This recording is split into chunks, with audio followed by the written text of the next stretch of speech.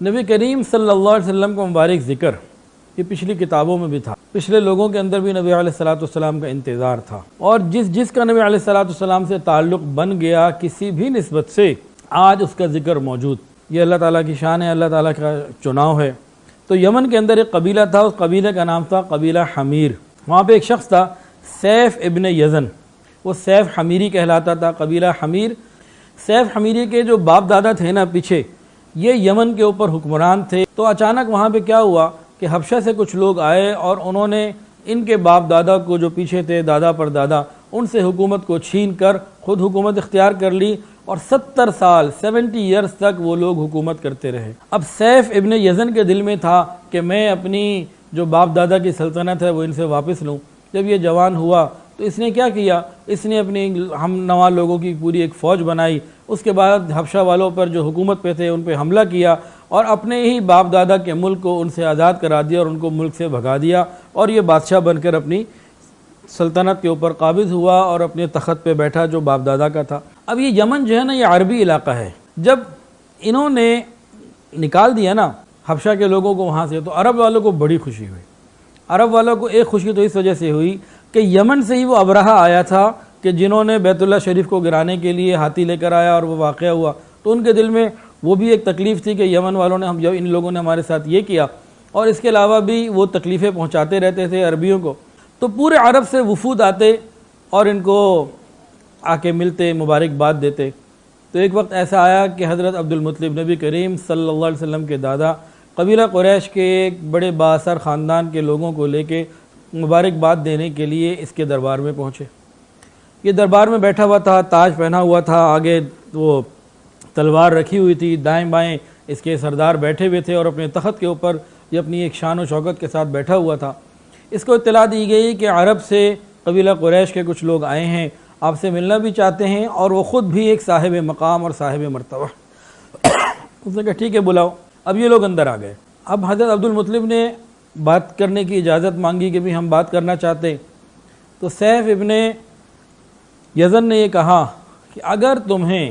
بادشاہوں کے سامنے بات کرنے کا طریقہ آتا ہے تو پھر تمہیں بات کرنے کی اجازت ہے۔ جب اس نے یہ بات کہی تو عبد المطلب نے یوں فرمایا، اے بادشاہ، ہم کعبہ کے خادم ہیں، اللہ کے گھر کے محافظ ہیں، ہم آپ کو مبارکباد دینے آئے ہیں کہ یمن پر حبشی حکومت ہمارے لیے بھی ایک بوجھ تھی، آپ کو مبارک ہو، آپ کے اس کارنامے سے آپ کے بزرگوں کو بھی عزت ملے گی اور آپ کی اولادوں کے وقار میں بھی اضافہ ہوگا۔ یہ کلام سن کر تو سیف حمیری تو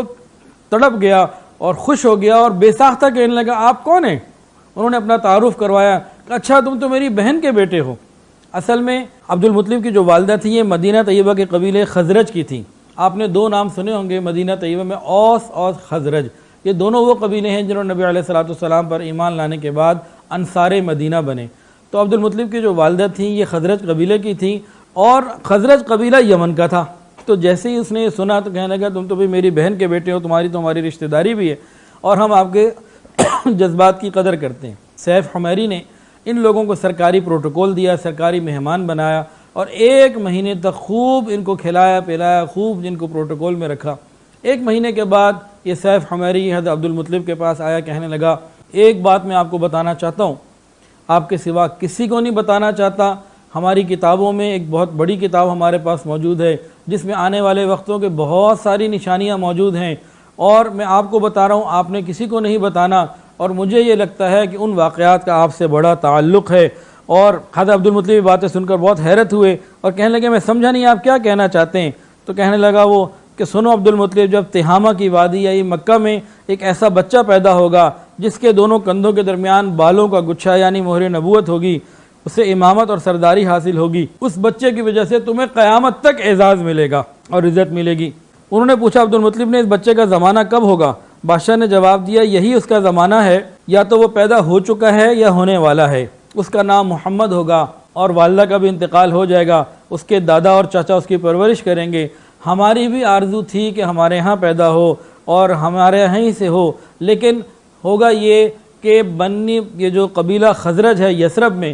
وہ لوگ اس کی مدد کریں گے، اور مدینہ طیبہ یثرب جو ہے وہ ان کا ہجرت کا مقام بنے گا، ان کا انتقال بھی وہیں ہوگا، ان کی تدفین بھی وہیں ہوگی، اور میرے ہی قبیلے خزرج کے لوگ ان کی مدد کریں گے، ان کی مدد سے یہ دنیا کے اہم علاقوں پر جو ہے وہ غالب آ جائیں گے اور اہم علاقے فتح ہو جائیں گے۔ وہ تمام لوگوں سے مقابلہ کرے گا اور خزرج کے ذریعے دشمنوں کو ذلت ملے گی۔ وہ نبی ایک رحمان کی عبادت کرے گا، شیطان کو دھمکائے گا، آتش کدوں کو ٹھنڈا کر دے گا، بتوں کو توڑ دے گا، اور اس کی ہر بات آخری اور حتمی ہوگی اور فائنل ہوگی۔ اس کے احکامات انصاف والے ہوں گے، وہ نیک کاموں کا حکم کرنے والا ہوگا، خود بھی نیکیوں پر چلنے والا ہوگا، برائیوں سے رکنے والا ہوگا، برائیوں کو مٹا دینے والا ہوگا۔ یہ ساری باتیں بتائیں اور پھر کہا کہ بات ڈھکی چھپی اور علامتیں تو پوشیدہ ہیں، لیکن اے عبد المطلب مجھے اس میں اب کوئی شک نہیں کہ تم ہی اس بچے کے دادا ہو۔ عبد المطلب نے جب یہ ساری باتیں ایک ایسے بندے سے سنی جہاں سے امید بھی کوئی نہیں تھی، یہ تو سجدے میں چلے گئے۔ سیف حمیری نے کہا سر کو اٹھائیے، اپنی پیشانی کو بلند کیجئے اور مجھے بتائیے کہ جو کچھ میں نے آپ کو بتایا ہے کیا اس میں سے کسی بات کے آپ واقف ہیں؟ تو عبد المطلب نے کہا کہ ہاں، وہ میرا پوتا ہے محمد، باپ تو پہلے انتقال کر چکا تھا پیدائش سے پہلے، اب ماں کا انتقال بھی ہو گیا، وہ میری اور اب میرے بیٹے یعنی اپنے چچا کی پرورش میں ہے اور میں اس کا خیال کرتا ہوں۔ تو سیف نے یہ بات سن کے کہا کہ یہ بات ایسے ہے کہ تم اپنے پوتے کی حفاظت کرو، یہودیوں سے اسے بچا کے رکھو، وہ یہودی اس کے بہت سخت دشمن ہیں، اور یہ الگ بات ہے کہ اللہ رب العزت کبھی بھی یہودیوں کو ان کے اوپر قابو پانے نہیں دے گا، اور میں نے جو کچھ آپ کو بتایا ہے اس کا کسی سے ذکر نہ کریں، ایسا نہ ہو کہ اس بچے کو یا مجھے یا آپ کو اس باتوں کے ذکر کی وجہ سے نقصان ہو۔ اور میرے دل میں تو یہ ہے کہ مجھے اگر اندازہ ہوتا کہ میں اس وقت زندہ ہوتا جب وہ یثرب پہنچتے اور میرا قبیلہ ان کی مدد کرتا، میں اپنے اونٹوں کو، خزانوں کو، دستوں کو، سارے سامان کو لے کے پہنچتا اور ان کی مدد کرتا، لیکن وہ وقت میری زندگی میں نہیں آئے گا۔ یہ ساری بات چیت ہوئی۔ اس کے بعد